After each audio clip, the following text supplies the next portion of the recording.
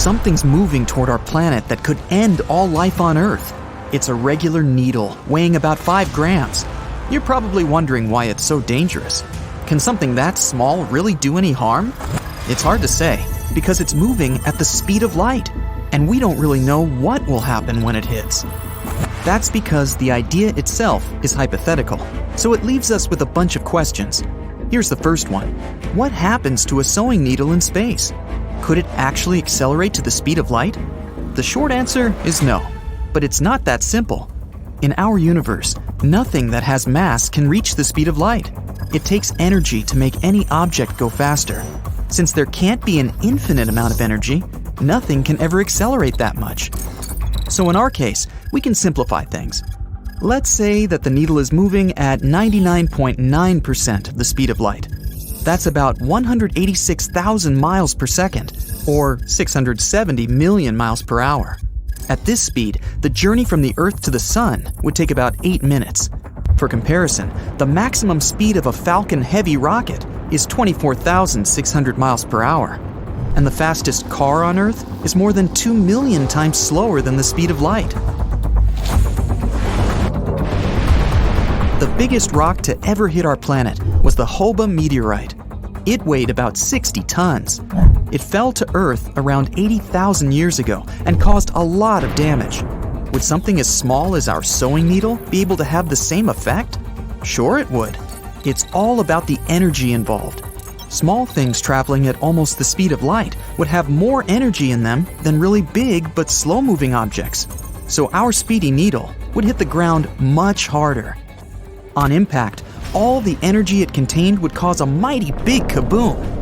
Everything nearby would just disintegrate. But could such a big explosion really destroy our entire planet?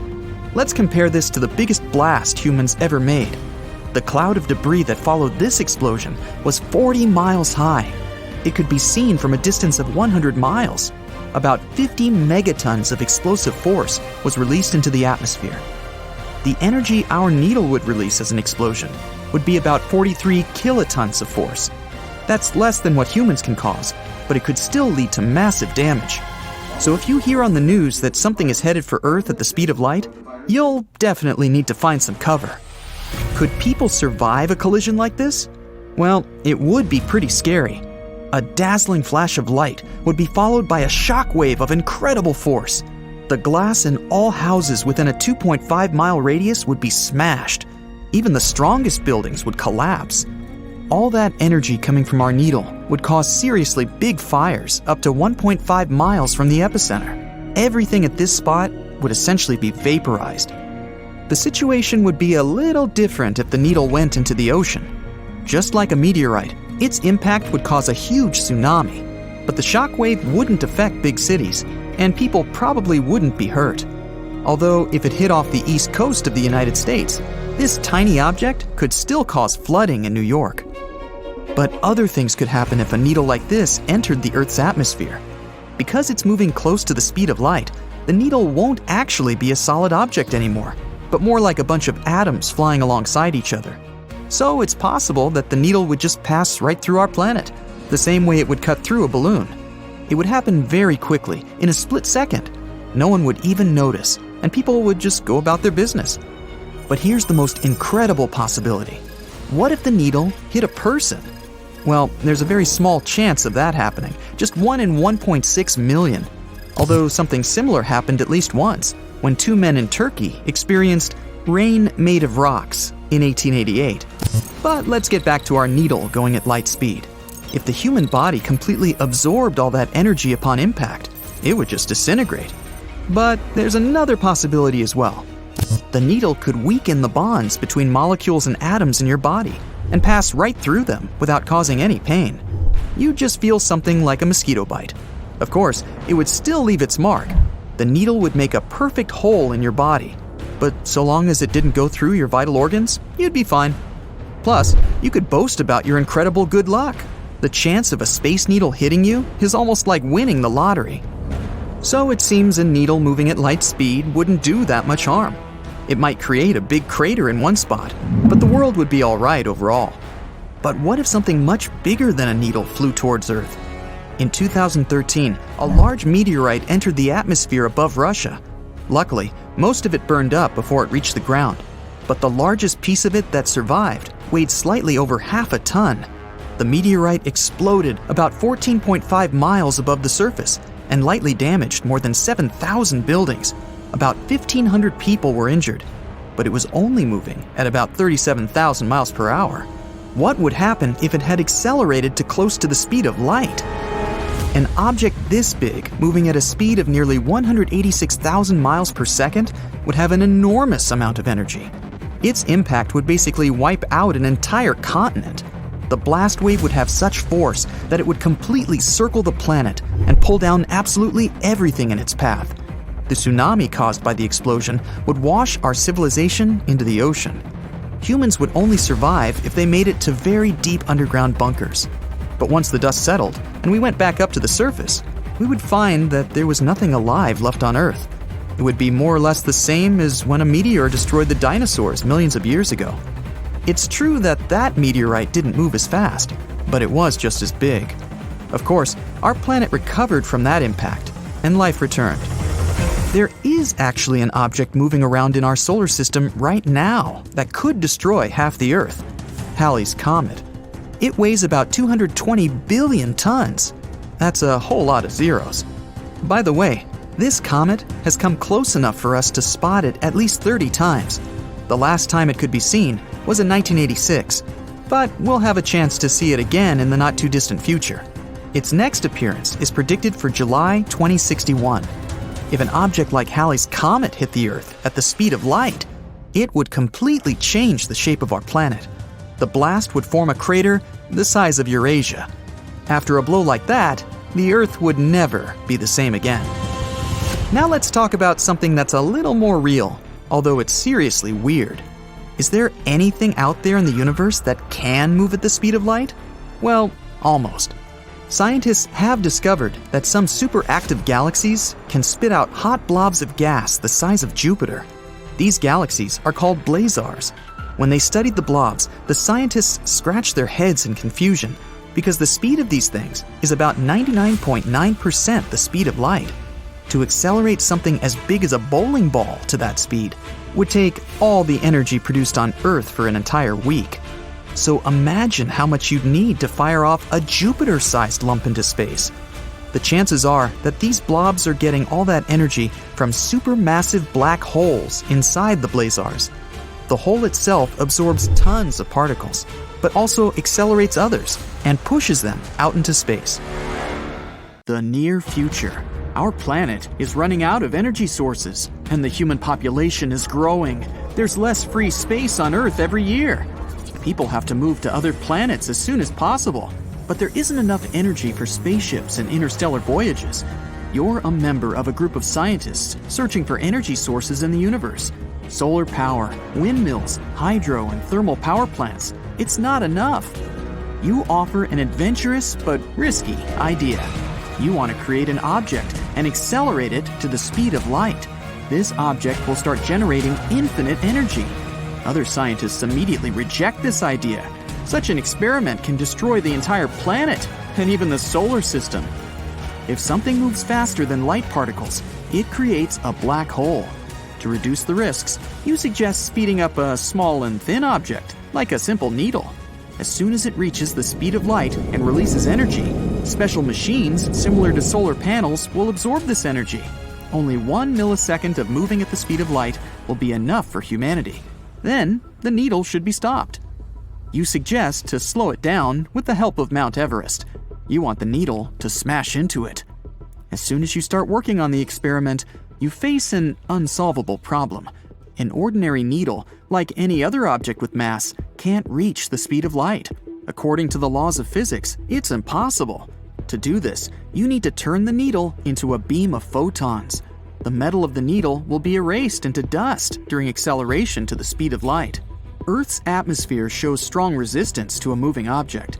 So now, you need to create the strongest durable material in the universe. It not only has to withstand the air resistance, but also not be torn apart by the energy growing in it. When any object increases its speed, its energy increases too. You need a lot of money to create such a needle. But before you get it, you have to conduct this experiment in a simulation program to prove you're doing the right thing. This program is a computer hologram of the solar system. The program imitates and visualizes all the laws of physics. You can run your experiment using this model, and if it goes well, you'll get money to implement your plan. So, you create a computer simulation of the needle. Then, you build a machine with an incredibly powerful engine. It works like a rocket. Several motors are attached to the needle. They help reach the speed of sound, then charge the needle with energy and release it. Using the charge force, the needle should accelerate to the speed of light and crash into Everest. You'd need to set the launch spot of the needle a long way from the mountain for the whole operation to work out. Air resistance greatly hinders the acceleration. The needle's path must pass through thousands of miles of free space.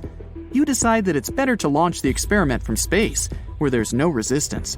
To do this, you build a base on the moon in the simulation. Computers calculate the exact start time and needle position. You need to know the speed of the Earth's movement around its axis and the moon's movement around our planet. The slightest deviation from the course can cause the needle to crash into the ocean or a city. If it gets into the water, severe floods and tsunamis will happen all around the world. The computer calculates the ideal moment for the needle to fly. You're ready to start the operation. Scientists and presidents of different countries are watching the simulation. You're so nervous, you're sweating. You come up to the computer and press the start button. Everyone is looking at the big screen. A rocket with a needle placed on top flies up. It's rising high above the moon. It reaches the speed of sound. The first engine falls off. The rocket's mass decreases and its speed increases. Half the distance between our planet and the moon is gone. There's 2 engine turbines left. The speed of sound is exceeded by 10 times. The second engine falls off. The needle is approaching the Earth's atmosphere. The third engine generates a huge charge of energy, strikes it into the needle, and flies away. The needle turns bright red and hot like the sun. It penetrates the Earth's atmosphere. The protective layers of our planet can't prevent the needle from reaching its goal. The sky lights up with a bright flash. In the next half second, the needle will hit Everest at the speed of light. 2 seconds later, your experiment will fail. And here's why. The greater the speed of any object, the larger the mass and the amount of energy that accumulates inside. When the needle reaches the speed of light, its energy begins to increase indefinitely. The mass grows to infinity. And when this happens, a black hole is formed, a massive object with an incredible gravitational force that absorbs absolutely everything, even light particles, photons, and the time dimension. This is called the event horizon. Literally, everything that is an event, time, space, matter, is absorbed by the black hole. No one knows what is inside the black hole. After 1 millisecond, the needle almost reaches the speed of light. It releases a huge amount of energy into the atmosphere. If you look at it in slow motion, you can see how the air is ionized. That is, the air molecules are split. In nature, this process occurs during lightning flashes. Our sun also has ionizing energy and disinfects the air. The needle cuts through the Earth's atmosphere. The sky is lit up with a bright light. All the clouds and every water molecule around the needle instantly evaporate at the high temperature. The sky becomes crystal clear hundreds of miles around the spot. In the center of this clean circle is the needle, and it's approaching Mount Everest. Hundreds of thousands of tons of snow burn up as soon as the needle gets close to it. It has reached the speed of light. A thick layer of ground melts and flies away in different directions. It looks like someone has thrown a spear into an ice cream mountain. Everest can't handle so much energy and is torn apart into a million pieces like a sandcastle. The incredible power of the blast wave destroys everything around. Stone, wood, soil, leaves, concrete, everything falls apart into billions of pieces because of the powerful energy and heat. Then, all these molecules are erased. The needle moves faster than photons, and as soon as it overtakes the light, it starts to overtake time. From the needle's point of view, all events begin to go in reverse. The mass of the needle becomes infinite, and the greater the mass, the greater the energy. A burst of unthinkable gravitational force absorbs all space.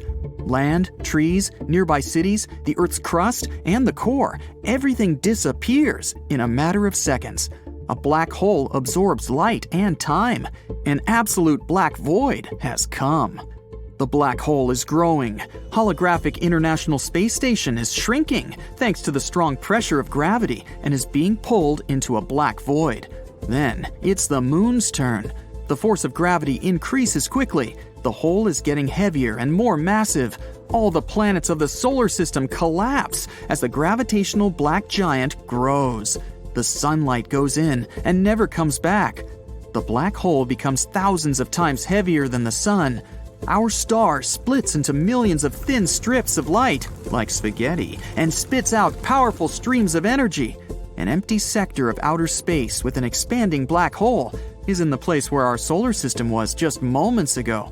Meteorites flying past it also fall into the trap. Just one small needle managed to cause such a disaster. The simulation ends.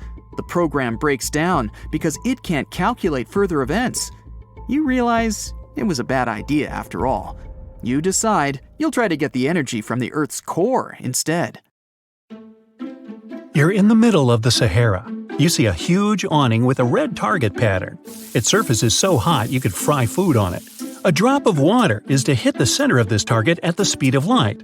Theoretically and technically, this experiment is impossible to conduct. But if it happens, then mysterious nothing awaits us. And each version of this nothing will be different. So we'll do 3 drops. Option 1. It's better to do it from a great height or space.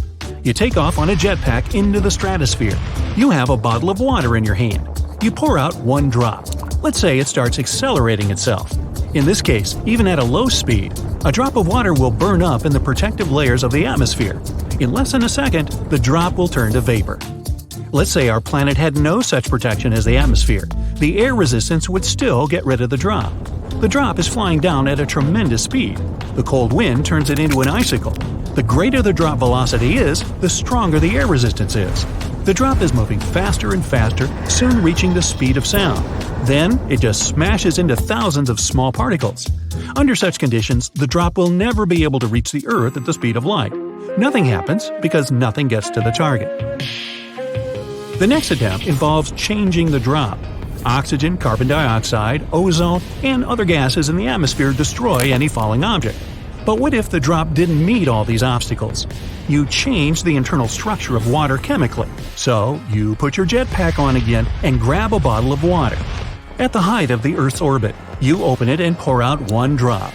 It accelerates and there's no resistance. It passes through the hottest layers of the atmosphere, but doesn't burn, passing the freezing temperature, but doesn't freeze up. It flies to the ground, developing the speed of light, and crashes again. But nothing happens. The drop got the properties of a light particle, a photon. It's only under such condition that it might develop the speed we need. No object with mass, be it a car, a house, a tree, an ant, a single air, a grain of sand, or a molecule, can reach the speed of light. Only light particles are capable of it since they don't have mass. An intangible drop falls into the center of the target, and again, nothing happens. The third option. Scientists found a way to accelerate a drop to the required speed. They also have to change the molecular composition of water, making it more resistant to high and low temperatures. To make the drop reach the speed of light without any damage, you need to place it in a perfect vacuum. No air resistance, no protective layers of the atmosphere. We leave only space and the water. For this purpose, scientists need to build a long pipe. In the center of the Sahara, around the same target, people create a scientific center. From here, the pipe should go up. Its height is approximately the distance to the International Space Station. That's 254 miles, which is about the height of 50 Everest mountains. You can't connect to the ISS itself as it's moving all the time. It revolves around the Earth, completing 1 revolution in 90 minutes. That's why astrophysicists and engineers should build a small station designed for 1 person. And this station should move parallel to a single point on the ground. The vacuum tube is made of solid stainless materials so that rain and high temperature couldn't destroy it. Inside, it's an alloy of titanium and graphene, the most durable metal on Earth. The pipe is built horizontally. Then, with the help of several helicopters and cables, it's placed in an upright position and attached to a small space station. The pipe is equipped with small pumps that pump the air out and block its flow inside. The water drop shouldn't touch the walls, so there's a special layer of gravity plates. They push the water away from the pipe's surface, using the power of magnetism and sound waves. You put on a jetpack and fly to the station with a bottle of upgraded durable water. Your hands are shaking with excitement. Your breathing sounds loud in the spacesuit. You open the bottle, tilt it slightly, and pour one drop into a special box. Inside this container, the drop gets charged with the energy needed to develop the speed of light. Now it's ready for the journey. You look at the box, close your eyes, and press the start button. The drop flies into the pipe at a great speed.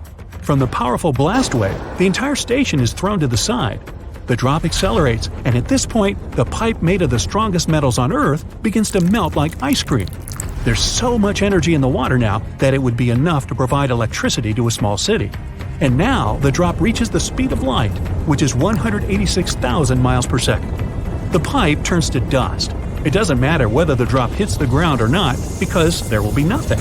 Literally, all material objects, cars, houses, fields, oceans, computers, planes, ships, flowers, trees, should I go on, will disappear. Intangible things, such as gas, air, radio waves, electromagnetic radiation, billions of terabytes of digital information, all this will also be gone. Boy, are you in trouble. Any sound, shouting, music, the phone ringing, will be impossible to create and hear. The light will disappear, and then there will be complete darkness. But let's rewind time and see exactly what happened right now. It won't work, though, because there's no time either. Imagine time as a stormy river that flows rapidly in one direction. Then this river falls into an endless pit and disappears completely. All this happened because a drop of water crashed into our planet at the speed of light. As soon as a drop begins to approach the needed speed, it loses its properties of water. It's now the most powerful and heaviest object in the universe. The energy that comes from it destroys everything for hundreds of thousands of miles. Concrete, ground, rocks, etc., etc., etc., and on and on and on. Everything disappears. In the first second, it all gets shattered into millions of tiny pieces. Then these pieces are torn apart into millions of even smaller particles. The molecules burn up. Imagine a paper map of the world. If you wet it and tear it, it will turn into wet paper scraps. If you burn it, then part of the map will turn to ashes, and the other part will simply fly into the air in the form of smoke. The map will remain, but it will never look the same. But if you destroy the map's molecules, it's safe to say that the map never existed. There's no trace of its existence. The same thing happens to our planet. The energy coming from a drop of water makes the Earth never exist in space. And now the drop exceeds the speed of light. A black hole starts evolving. It expands and absorbs all the space debris. Then the Moon. Soon it will be the turn of Mars and all the other planets in our solar system. The black hole expands and increases the force of gravity inside it. Together with our planet, it absorbs light. It's getting closer and closer to the Sun. Our star splits into strips of light as if it had passed through a huge cosmic shredder. The Sun explodes and spits out an impossible amount of energy. It's believed that black holes appear after the explosion of stars. Right now, all the solar energy is being absorbed by our black hole. It's getting pitch black. The light from distant stars falls directly into the supermassive infinity. Meteorites flying within a radius of hundreds of thousands of miles around are also devoured into the unknown. There are many black holes in space, but only one of them was created by a small drop of water. The higher the speed of any object, the heavier it gets. Mass is the amount of energy that an object has. When water molecules reach the speed of light, their mass begins to grow, and there are no limits to this. It becomes infinite. An infinite mass forms a black hole.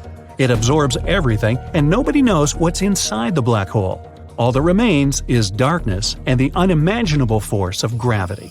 So I'm guessing here that we probably should not be doing this experiment, should we? How about we make a baking soda volcano instead?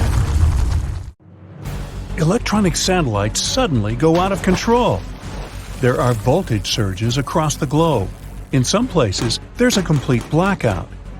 Scientists have little data on this incredible solar behavior, so we're still unable to accurately predict how or when exactly the next geomagnetic storm will happen. One such event took place back in July 2012, but thankfully it missed us. Not by far, though, by a mere 9 days. Just to give you a glimpse of what nearly happened, I need to explain some astronomical basics. A solar storm is a series of effects we feel here on Earth after certain events occur on the Sun. Our star is nothing more than a huge ball of molten gases that are constantly moving around, so these events happen more often than you'd think. For a solar storm to begin, our Sun needs to emit bursts of energy. They're in the form of solar flares and coronal mass ejections. These two phenomena send electrical charges and waves of magnetic fields toward the Earth at an astonishing speed of about 3 million miles per hour. When these solar storms reach our planet, we can see northern lights display in locations close to the Arctic Circle. But they can also mess up satellites or other types of electronic communications. Some of these solar storms can be dangerous, and back in 2012, we came close to experiencing a very powerful one that could have had a serious outcome. The most powerful in as much as 150-plus years, based on research done by astronomers. But how did we manage to escape it? Did we have something to do with it, or was it just a pure coincidence? What we do know is that one of those coronal mass ejections did hit the Earth's orbit in late July 2012. Our planet had already left that specific location as it was on its scheduled trajectory around the Sun. So you might be asking yourself at this point, what if it didn't miss us? Turns out these intense solar storms are dangerous to all sorts of technological objects. Given we are now literally surrounded by electric objects, from our phones to our cars, try to imagine what would happen if they all stopped working all of a sudden. And here's how they work. Solar storms start with an explosion, or a solar flare. Then X-rays and UV radiation travel to our Earth at the speed of light. Some of the side effects? Well, they can include radio blackouts and GPS navigation errors. The effects can continue as minutes, or at times hours later, energetic particles reach our atmosphere. They move only a bit slower than the speed of light, but they can electrically shock the Earth's satellites and damage their components. Lastly, about a day later, clouds of magnetized plasma reach us as well. They can cause huge power blackouts, more or less paralyzing everything with an electrical plug. We might not even be able to flush our toilets, since most water supplies in cities use electric pumps these days. The effects of these geomagnetic storms would be different around the world, though. Solar storms are curious by themselves, but why do they affect some locations on Earth more than others? Based on recent research, geology has a lot to do with it. But I need to take you back a bit to paint you the bigger picture. Buckle up, because we're taking a trip in the time machine to a time when the moon didn't even exist yet. 4.6 billion years ago, our solar system looked a lot different than it does now, and that's putting it lightly. Hundreds of new planets began to form around the new sun. Planets like our own Earth, Venus, or Mars were still hurtling around the cosmos. Back in the 1970s, an astronomer named Donald R. Davis developed a theory that said the moon was born when another planet hit a newly formed Earth about 4.5 billion years ago. He also indicated that it might have been the size of Mars and later named this planet Theia. It's difficult to imagine what that impact might have looked like, even with the equipment we have these days. The astronomers suggested the giant impact hypothesis, trying to piece together this mystery. After running into our planet, the outer rocky layers of both Earth and Theia were projected into a circle of cosmic matter.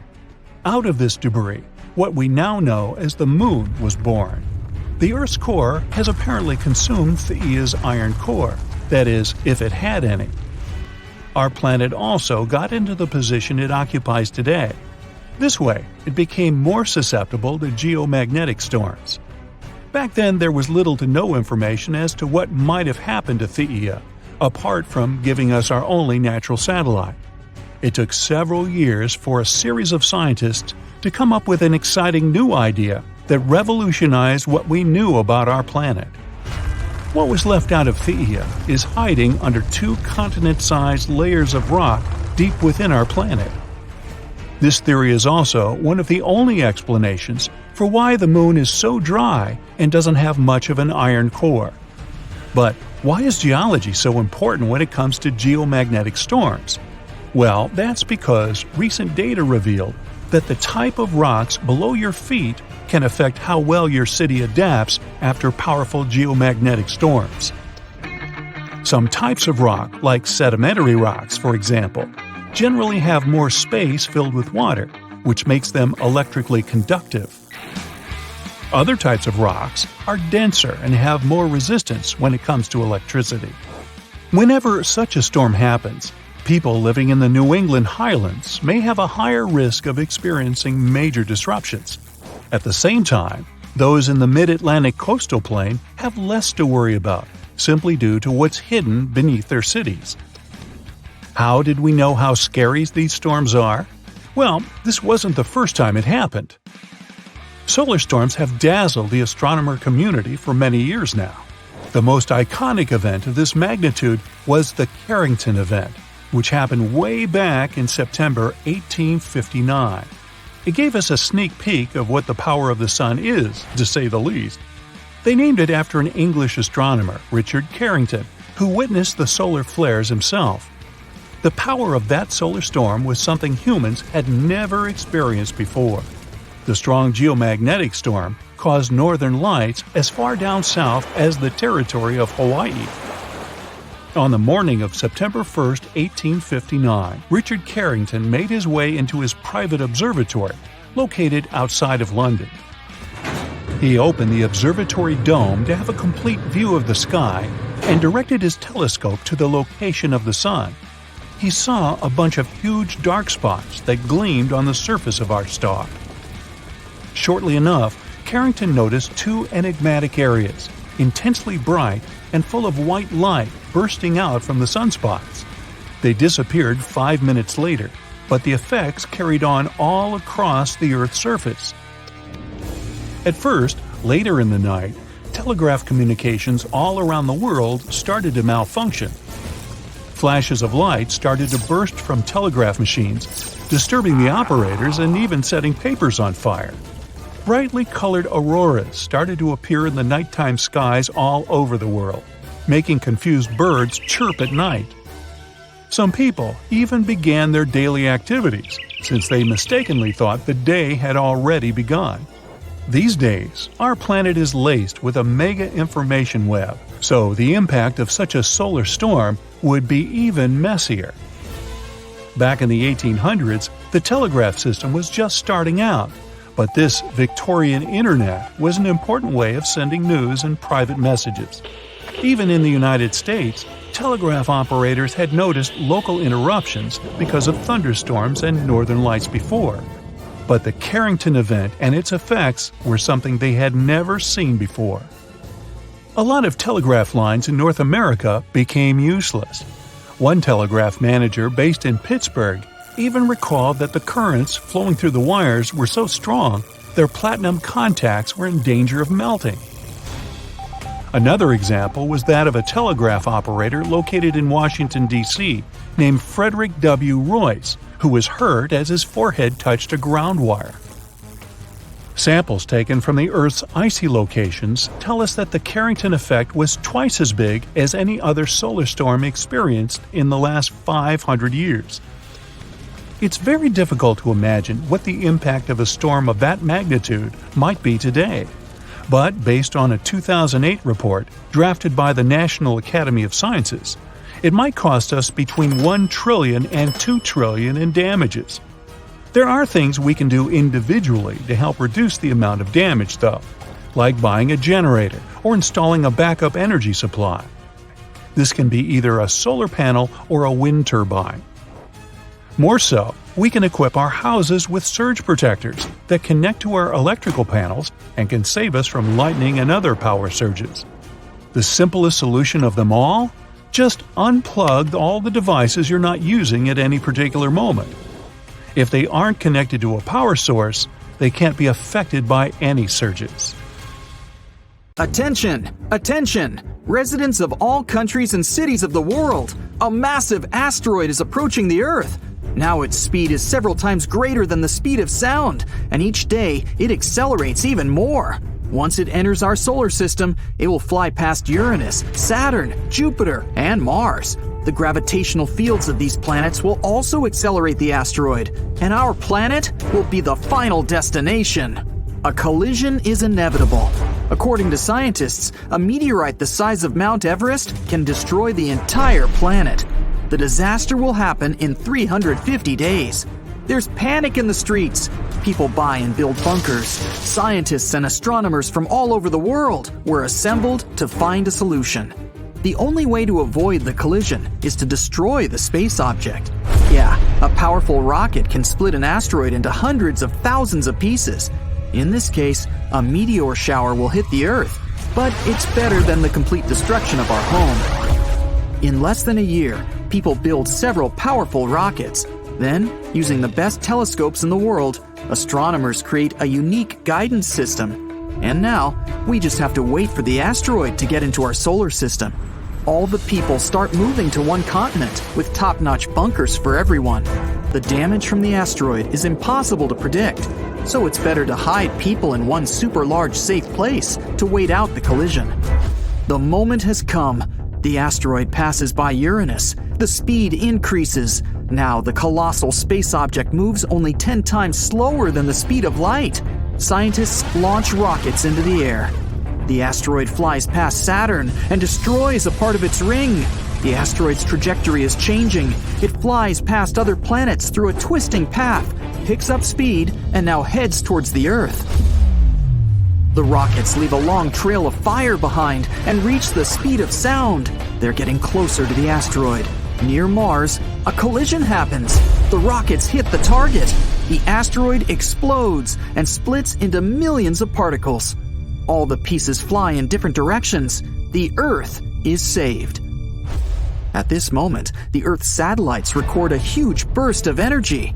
A small part of the asteroid is headed towards Earth. It's tiny, about the size of a grain of sand. But the explosion accelerated it, and now the grain of sand is flying towards the Earth at a speed of 185,000 miles per second, which is 99% of the speed of light. At this speed, the grain has almost the same destructive power that the entire asteroid had. It's approaching the moon. A few more seconds, and the grain of sand will hit our planet. All the people are waiting with bated breath. The grain gets such incredible power because of the laws of physics. The greater the speed any object is, the more mass and energy it has. When the grain of sand reaches a speed close to the speed of light, its energy and mass begin to increase dramatically. You can't even see this tiny grain of sand, but inside, it has the mass of an entire continent. If the grain reaches the speed of light, its mass will be infinite, and then a black hole will appear. In this case, all living and even inanimate things on the planet will disappear. Trees, seas, and oceans, all the cities, countries, and continents, air, sound, atmosphere, any molecule of the Earth. Everything will be absorbed by the incredible gravitational force of the black hole. Then, when there is no trace of our planet, the hole will take over the moon. The gravitational force will grow and absorb other planets of the solar system. Soon, it will reach the sun. Our star will split into thousands of strips like spaghetti and will emit a tremendous amount of energy. This could trigger the birth of a second black hole, but fortunately, we only have 99% of the speed of light, which changes everything. Also, no object that has mass can reach the speed of light. The grain of sand enters the Earth's atmosphere. From the outside, it looks like a blinding meteor that pierces the sky. The grain heats up, passing through the layers of the atmosphere. Clouds within a radius of 100 miles around are burning up. The sky becomes crystal clear. If you look at it in slow motion, you can see the air is ionized because the air molecules are split. In nature, this process occurs during lightning flashes. Our sun also has ionizing energy and disinfects the air. The meteorite leaves an ozone hole behind it. So now, this place is not protected from space radiation and ultraviolet light. The grain of sand flies straight into the center of the Southern Ocean. The closest continent to the explosion is Antarctica. The air around it warms up and mixes with the cold temperature of the ocean, creating hurricanes. As soon as the grain approaches the ocean surface, the water starts boiling. The temperature and energy of the grain are so huge that the water evaporates, but the vapor molecules are instantly burned up. Thousands of gallons of water just disappeared from the face of the Earth. The grain flies down for the first few feet without touching the surface as the water evaporates before it. Then it falls into the ocean and creates a powerful explosion. Hundreds of millions of gallons of water foam and boil because of the hot temperature. The entire ocean within a radius of 100 miles is illuminated with a bright light. The ocean depths, where sunbeams have never been before, are almost as transparent as the water at the bottom of a pool. The wreckage of old sunken ships splits into atoms because of the powerful explosion. Unknown sea monsters and giant squids that live in the dark are afraid of the bright light and swim away. Then, finally, a grain of sand touches the seafloor and penetrates deep into the Earth's crust. If it reaches the Earth's core, the planet will most likely explode from a burst of incredible energy. Fortunately, this is not going to happen. The resistance of the ocean and the ground slows down the grain and takes its energy away. It provokes a slight shift of tectonic plates, and there's more to come. Huge waves form and spread throughout the ocean. The blast wave creates enormous tsunamis. Imagine throwing a small rock into a puddle. The same thing happens to the ocean. Huge waves are approaching the coastal cities. Fortunately, people were evacuated from there, but the damage caused by one grain of sand will cost hundreds of trillions of dollars. Houses are destroyed, roads are flooded. After a while, it starts raining with hurricanes. Ocean water vaporized by the grain forms into huge storm clouds. The wind drives them to the continents. And then, after the tsunami, prolonged rain begins, flooding entire countries. Several days later, natural disasters are still here. The temperature of the Southern Ocean has increased by several degrees. The water is boiling at the collision site, melting the Antarctica glaciers. Millions of icebergs are melting away, so the water level of the world's oceans is rising. The edges of some continents go underwater forever. Thunderclouds reach the Sahara and other deserts. The shift of tectonic plates causes earthquakes on some continents. Volcanoes are awakening. The sky is filled with volcanic ash. It will take months for all the ashes to settle. In the beginning, it creates challenging conditions for life on Earth. Plants and all living things don't receive enough sunlight. In trees and seaweed, photosynthesis is disrupted. Oxygen production stops. It's getting harder to breathe. The air that has filled the planet's atmosphere is slowly running out. People have to adapt to new conditions. They build new cities both on the land and in the ocean. They create plantations with artificial lighting for photosynthesis production. Fortunately, all the problems end when the ash settles. Inside the volcanoes, there's hot magma flowing. It may come in handy as it's rich in chemical elements and minerals. Together with the ash, nutrients fall to the ground, and the soil is now well fertilized. Plants, trees, fruits, and vegetables grow incredibly fast and produce a lot of new oxygen. The Sahara is filled with blooming flowers now, and it looks more like a meadow with flowers, not a desert. The grain of sand just renewed the planet instead of destroying it. It all started with a minor change on our planet. At first, people noticed the moon had become brighter and a little bigger, but nobody paid attention to this. The moon affected tides all over the world. The water flooded the beaches, but it wasn't a tragedy. A lot of fish came close to the shores. People found giant squid, anglerfish, and other creatures next to the coast, although they usually live in the dark depths. New, stranger things happen every day. Birds no longer fly to the south in winter. They gather in huge groups, flying around cities with no purpose. The moon used to help them navigate in nature, so they can't figure out which way to fly anymore. In the boundless waters of the world's oceans, ship captains notice that compasses are now unstable. The arrow is pointing in different directions since the Earth's magnetic poles have changed.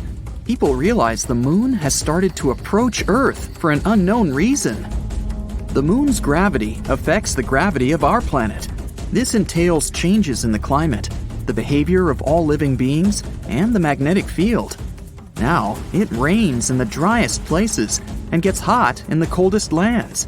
It's knocking down ecosystems all over the planet. People living near forests hear wolves howling all the time. The moon drives these animals mad. The Earth's natural satellite is growing in size and lights up the night much brighter. Nothing critical has happened yet. People don't panic because they don't want to believe the end is coming. But then, one day, the moon reaches a critical point. You're walking down the street listening to music, and at that moment, someone pushes you. Okay, maybe that guy is late for work. You keep walking, and a girl coming by hits your shoulder. "I'm sorry," she says, and goes away. You've noticed the fear in her eyes. You look ahead and see people running towards you. You take off your headphones and hear screams and sirens. People leave their cars and run away. Hundreds of seagulls are flying in the sky. You hear a strange noise among all the sounds of chaos. It seems to be water. How is this possible? You're in the city center, a few miles from the shore. But there's no time to think. You notice a huge wave flooding the streets and heading straight to you. You run into a building and go up to the 10th floor. From here, you're watching the water filling the city. The strong stream blows all cars, one-story buildings, and trees off the road. You notice a shark and other fish in the water. People are hiding in houses and on the roofs. The whole city is quickly plunging into a catastrophe. The TV is working in the building where you're hiding. You learn that floods are occurring all over the world. Massive tsunamis cover coastal cities. In some places, waves reach the height of a 30-story building. Many towns have been washed off the face of the Earth. The moon is too close to Earth, and massive floods are just the beginning. The moon flies around Earth and helps to keep our home on its axis. The moon provides climate stability and helps living organisms develop. But now, this balance is broken. The moon is approaching and changing our planet's gravity. Earth can tilt slightly to the side and provoke massive floods around the world. Imagine that you're holding a round glass of water. Tilt it a little. See how the liquid moves from one side to another? The same thing is happening now with the oceans. But the moon is not just approaching us. It's flying around the planet and getting closer with each circle. It causes natural disasters in different locations on Earth all the time. Now the ocean floods one side, and a few hours later, another. So you see all the water going back from the streets to the shore. The oceans may return to the city again by the end of the day. Wait a minute. It seems the end of the day has already come. You notice that the sky has become dark. It's weird, because it's only 3 p.m. The moon changes Earth's rotation speed and makes the day go faster. The moon covers almost the entire sky and brightly illuminates our planet. You see huge lunar craters. It's so close that you can still see it even when the sun shines. In some places, the passing moon obscures the sun. The water is leaving the streets and everyone goes outside. At this moment, an earthquake begins. The road is cracking and the houses are collapsing. There are landslides on the street. Tectonic plates are shifting all over the planet. Imagine two magnetic balls that are approaching each other. So, one ball is the moon, and the second one is Earth's core. What do you think will happen to what's above the core? That's hundreds of thousands of miles of the Earth's crust. And now, it's all moving. Destructive cracks are emerging all over the world. The planet's highest mountains break down and turn into a pile of stones. The seabed cracks and releases magma from the underground depths. Volcanoes wake up and erupt magma. Clouds of volcanic ash cover the sky from the sun and the glowing moon. But the scariest thing is still ahead. A collision is inevitable. The moon flies around the planet like a ball in a round glass with a hole in the center. This force drives clouds all over the planet. Now there's a thunderstorm, but in 5 minutes, it will be snowing. Then the night comes, and it starts raining. Water droplets consist of mud and volcanic ash. It's difficult for people to breathe without gas masks. Atmospheric pressure is constantly changing. Some people experience severe migraines, and some have sore joints. But there's no time to think about your health. Humanity needs to figure out how to save itself from the collision. A new gravitational order will come when the moon crashes into Earth. Continents will change their shape. They will combine into one giant piece of land or split into 100 smaller ones. The energy of the collision can burn all the oxygen in the atmosphere and make the planet unsuitable for life. Hiding underground also makes no sense because of deep earthquakes. People decide to spend their last hours with loved ones and their families. The moon is getting closer. It's now at the same distance as the International Space Station. The moon covers the sky. Many cities are in the shadows because of the waves. Tsunamis, several miles in height, crash down on the ground. Millions of tons of magma collide with the ocean. Billions of gallons of water just evaporate. Moisture rises into the air, mixes with ash, and floods the land in the form of giant cumulus clouds. You've accepted the complete destruction of the planet, but something strange happens to the moon at this moment. You notice giant cracks appear on it.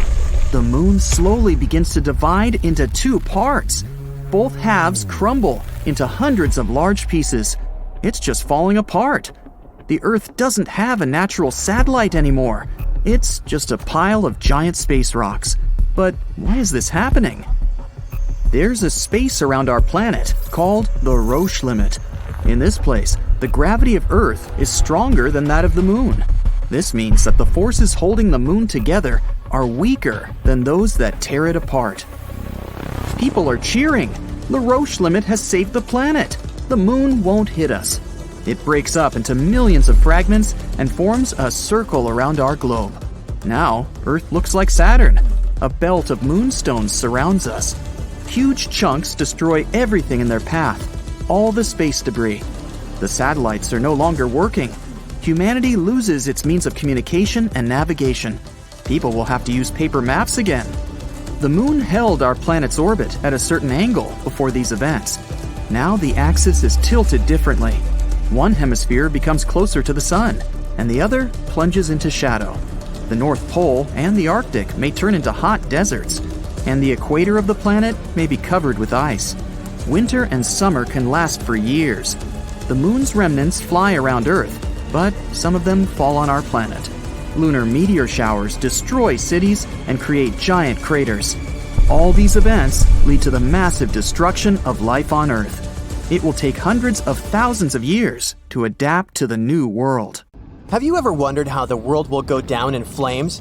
Will it be due to zombies, extraterrestrial civilizations, or AI taking over? Nah, turns out it might actually be mosquitoes and scientists causing the chaos. It's funny how things created by nature aren't as threatening as the stuff that doesn't exist naturally. And you know what's on that list? Editing the DNA genome. Experiments with the genetic structure of living organisms can produce completely new species, and no one knows how nature will react to them. Let's look at an example of gene drive. So it all started with malaria mosquitoes. To somehow stop the growth of their population and prevent the spread of malaria, scientists created a gene that magically made mosquitoes only have male offspring. Several insects with this gene transmitted it to others during the mating season, and thus spread infertility. Scientists were able to stop malaria and destroy almost the entire mosquito population. But imagine if something went wrong in the mosquito genome and their population began to increase exponentially. Malaria could spread across all continents and create huge problems for all of us. Now, let's move from the little mosquito problem to a planetary disaster that can be caused by the desire for knowledge, which is deeply embedded in our nature. British cosmologist Martin Rees once said that we lived in the 1st century when human beings could determine the planet's future. It seems that it's so easy not to destroy yourself, but our nature is quite complicated. In pursuit of solving the mysteries of the universe, we have built a giant machine that, according to some people, may destroy our planet. And this device is the Large Hadron Collider. The main task of this giant machine is to accelerate particles and make them collide with one another. Scientists expect that the collider will help better understand the structure of our universe. In simple words, this is a miniature simulator of the universe. Using it may also shed light on the mystery of dark matter. During operation, the machine compresses atoms and makes them crash into one another at great speed. Perhaps this is how our universe appeared. Some people fear that a small black hole may form because of this collision. A tiny particle with a huge weight will pull all objects inside itself. Its mass will grow, but its size won't change much. As a result, it will compress the entire Earth and turn it into a ball measuring a little more than 300 feet across. At the same time, our planet will still have the same weight. A powerful gravitational pull on such a small area of matter can form a black hole that might later swallow up our entire solar system. There are also theories that the Hadron Collider could open a portal to a parallel universe with creepy monsters that would enter our world. But of course, such theories have little to do with science. Scientists have already launched the collider several times, and as you can see, nothing terrible has happened. But there is a small nuance. With each launch, scientists increase the speed of particles. Who knows what will happen when they accelerate them too much? According to Martin Rees, the probability that Earth will become a black hole is very, very small. Particles with a much larger energy charge fly in space faster than in the Hadron Collider, and nothing catastrophic happens. Okay, now let's go back to our genomic games to see what else can happen if we continue experimenting with nature. The main problem might be an imbalance in ecosystems. In the 19th century, sailors accidentally brought mice to Gough Island in the South Atlantic Ocean. Rodents had no dangerous enemies there, so their population began to grow. Mice began to displace dozens of birds from their home. The rodents attacked the chicks and reduced the population of entire species. Trying to save the birds, scientists decided to get rid of the mice, but these little creatures still managed to survive. As a result, the balance of the whole ecosystem was disrupted. Using gene drive to get rid of one species can lead to uncontrolled population growth of another. Imagine that malaria mosquitoes controlled the population of some flies. And what would happen if these flies lost their main natural enemy? The population of these flies would start destroying other species, and it would begin a chain of destructive events. All this suggests that playing with things that don't exist in nature is very dangerous. We worry a lot about how artificial intelligence can take over the world and eliminate us. Still, at the same time, we don't pay attention to our actions. Genome editing can lead to positive consequences, such as the appearance of healthier people, and destructive ones, like the creation of artificial bacteria that can cause serious health problems. In general, destroying other species is a trait inherent in humans. Because of our actions, many animals have disappeared from the face of the earth. Moreover, we even destroy each other. Such aggressive behavior is our nature. And artificial intelligence doesn't have anthropomorphic properties.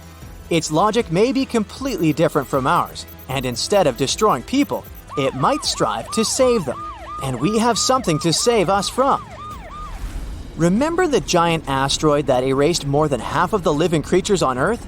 The fall of the space rock caused a massive blast wave, a tsunami, earthquakes, and dust clouds that covered the sun. Dinosaurs and other animals couldn't survive in such conditions.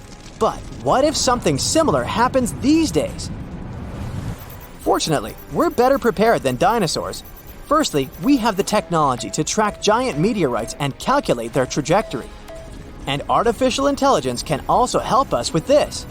Secondly, we can destroy an asteroid before it reaches us. Several powerful rockets will quickly deal with any space rock and turn it into cosmic dust. Moreover, we will know in advance about its approach. But suppose that a huge stone the size of dozens of Everests will fly towards us. In that case, humanity should hurry with Mars colonization. But don't worry. Observing the sky shows that large asteroids capable of causing severe damage to our planet are moving in a different direction. The most giant known asteroid that could collide with Earth might do so in 2088. The probability that it will fall on our planet is 1 in 50,000, so you shouldn't have to worry about threats from outer space. What lies in the bowels of our planet is much more dangerous. Millions of tons of magma and hot gases can burst to the surface through destructive volcanic eruptions. More than 70,000 years ago, a large-scale eruption threw a tremendous amount of ash into the air, which then floated in the atmosphere in the form of a giant gray cloud for a long time. As a result, Earth's surface cooled down by several degrees, which led to one of the most massive extinctions in the history of our planet. Some eruptions happen not only inside volcanoes. There's such a thing as flood basalts. A colossal magma bubble accumulates under a vast area and begins to seep through faults in different parts. Magma slowly goes out there for many years and destroys all living things around. And the worst thing about this situation is that we can't do anything about it. Humanity has learned to track meteorites in space, but we're still not good at predicting a volcano's behavior. Even if we find out that some giant rock will wake up in the next 6 months, there's nothing we can do about that. We won't be able to prevent an eruption. All we can do is evacuate people from dangerous territory. We have no protection against earthquakes, and even more so, we can't stop the emission of ash into the atmosphere. It's possible that artificial intelligence will help us with this in the future, but right now, we're powerless.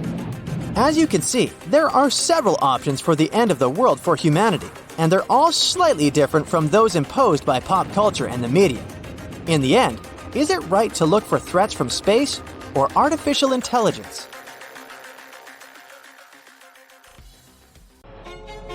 What will the end of the universe be like? It might be 100 billion years away. But here's the real question. Should we start panicking already? Jan Levin, a cosmologist, appeared at a recent screening of the captivating Netflix documentary, A Trip to Infinity. She mentioned that there would be a time when the last sentient being exists and the last flicker of thought fades away. This perspective sheds a whole new light on things.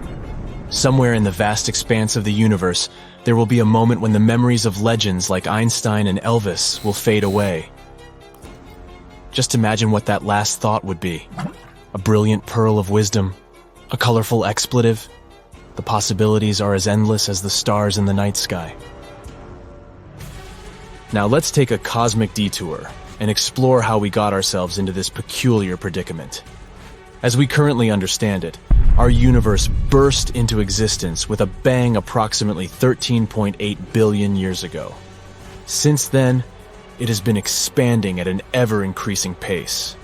For decades, astronomers debated whether this expansion would continue indefinitely, or if a big crunch awaited us in the distant future, where everything would collapse back together. Everything changed in 1998 when astronomers stumbled upon a discovery. The cosmic expansion was accelerating. This turbocharged expansion was fueled by a mysterious force called dark energy, woven into space-time's very fabric. The larger the universe grows, the more this enigmatic force pushes it apart. It's eerily similar to the cosmological constant, a concept introduced by Einstein to explain why the universe didn't collapse, only to be discarded later as a blunder.